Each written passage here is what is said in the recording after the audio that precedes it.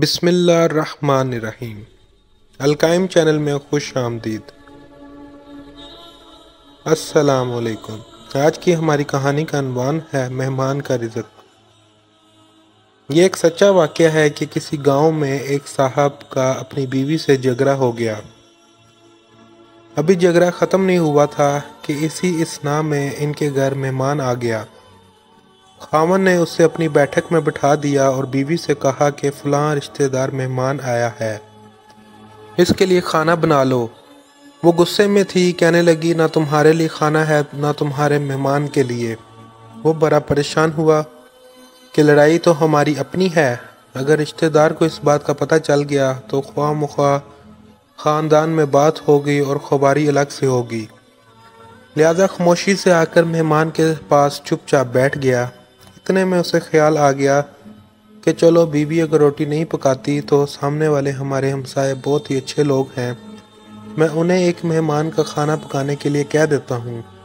چنانچہ وہ ان کے پاس گیا اور کہنے لگا کہ بیوی کی طبیعت آج کچھ خراب ہے، لہذا آپ ہمارے مہمان کے لیے کچھ کھانے کا انتظام کر دیں۔ انہوں نے کہا ٹھیک ہے۔ وہ مطمئن ہو کر مہمان کے پاس آ کر بیٹھ گیا کہ مہمان کو کم سے کم کھانا تو مل جائے گا، جس سے میری عزت بھی بچ جائے گی۔ تھوڑی دیر کے بعد مہمان نے کہا کہ ذرا ٹھنڈا پانی تو لا دیجئے۔ وہ اٹھا کہ گھڑے کا پانی ٹھنڈا لاتا ہوں۔ اندر گیا تو دیکھا کہ بیوی تو زاروں قطار رو رہی ہے۔ وہ بڑا حیران ہوا اور کہنے لگا کیا بات ہے؟ اس نے پہلے سے بھی زیادہ رونا شروع کر دیا۔ کہنے لگی بس مجھے معاف کر دیں۔ اس کے خاوند نے کہا کہ بتاؤ تو صحیح، آخر تمہارے رونے کی وجہ کیا ہے؟ تم ایسے کیوں رو رہی ہو؟ بیوی نے کہا کہ آپ پہلے مجھے معاف کر دیں، پھر میں آپ کو اپنی بات سناؤں گی۔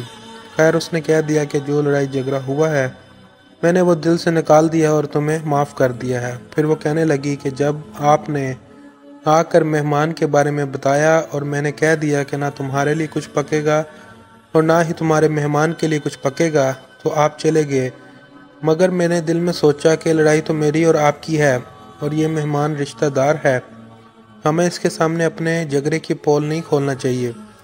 چنانچہ میں اٹھی کہ کھانا بناتی ہوں۔ جب میں باورچی خانے میں گئی تو میں نے دیکھا کہ جس بوری میں ہمارا آٹا پڑا ہوتا ہے ایک سفید لباس شخص اس بوری میں سے آٹا نکال رہا ہے۔ میں یہ منظر دیکھ کر سہم سی گئی۔ وہ مجھے کہنے لگی کہ اے خاتون پریشان نہ ہو، یہ تمہارے مہمان کا حصہ تھا جو تمہارے آٹے میں شامل تھا۔ اب چونکہ یہ ہمسائے کے گھر میں پکنا ہے اس لیے وہی آٹا لینے کے لیے میں یہاں آیا ہوں۔ اس واقعے سے ہمیں یہ سبق ملتا ہے کہ مہمان بعد میں آتا ہے جبکہ اللہ تعالیٰ اس کا رزق پہلے بھیج دیتا ہے۔ کتاب کا نام خطبات فقیر۔ یہ تھی آج کی video. Thank you for watching. Like, subscribe and share my channel Al Qaim T V.